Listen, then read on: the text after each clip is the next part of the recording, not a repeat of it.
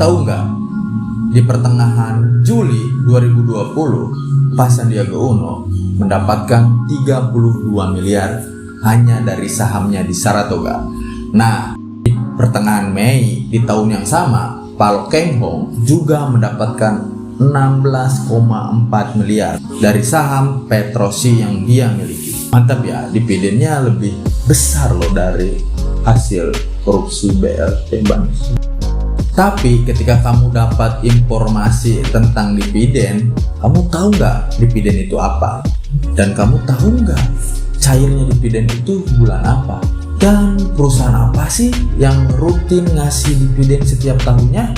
Dalam video ini saya akan jelasin apa itu dividen dan akan memberi list perusahaan apa aja yang setiap tahunnya ngasih dividen.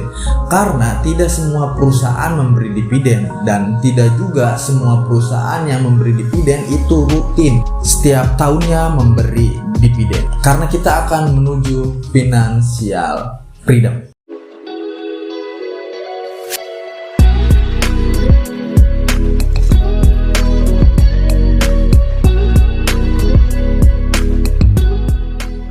Cara untung di saham bukan hanya dari capital gain atau selisih dari jual beli saham. Kita juga bisa dapat keuntungan dari dividen. Untuk jelasin apa itu dividen, kita akan menggunakan contoh perusahaan bakso bernama Arya. Bakso Arya ini dipecah menjadi 10 lembar saham yang mewakili kepemilikan bisnis bakso tersebut. Misalkan kamu punya 2 lembar saham dari perusahaan bakso tadi, yang berarti kamu punya 20% kepemilikan saham di perusahaan tersebut. Dalam 1 tahun berjualan, ternyata bisnis bakso Arya untung bersih 10 juta rupiah. Berarti lu sebagai pemegang 20% saham berhak atas 20% dari keuntungan perusahaan tersebut, yang berarti 20% dari 10 juta adalah 2 juta rupiah.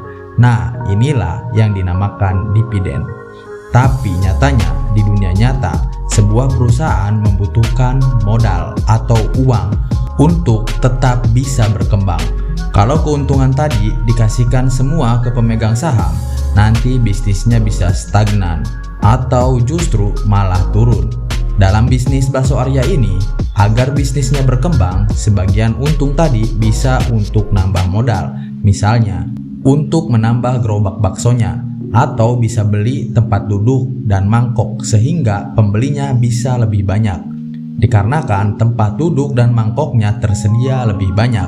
Tujuannya buat apa? Tujuan membeli barang-barang modal tersebut hanya untuk satu, agar tahun depan penjualannya bertambah dan harapannya untung bersihnya juga bisa bertambah. Tapi ada juga perusahaan yang memilih untuk disimpan sebagai dana cadangan agar ketika perusahaannya terkena musibah tidak langsung bangkrut. Nah, hal itu akan ditentukan oleh rapat para pemegang saham yang disebut dividend payout ratio. Misalkan dari hasil rapat tersebut 40% untuk pemegang saham dan 60% akan jadi kas perusahaan. Jadi dividen payout ratio-nya 40%. Nah, perusahaan bakso Arya tadi untung bersihnya 10 juta. Berarti akan ada 4 juta yang akan dibagikan ke seluruh pemegang saham.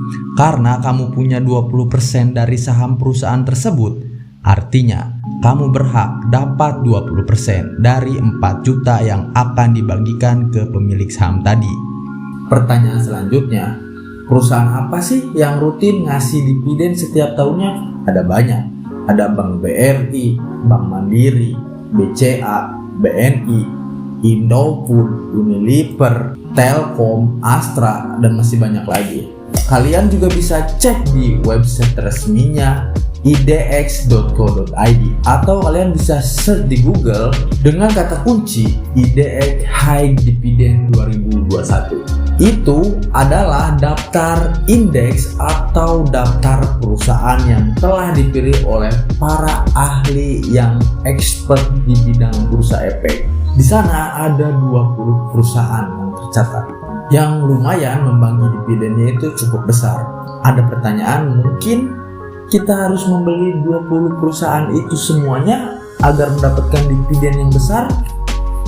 Sebaiknya tidak. Kalian menjadikan 20 perusahaan itu sebagai contoh agar kalian bisa analisa dan riset sendiri perusahaan mana yang bagus untuk dibeli. Karena tidak semua perusahaan yang baik itu bagus untuk sahamnya dibeli.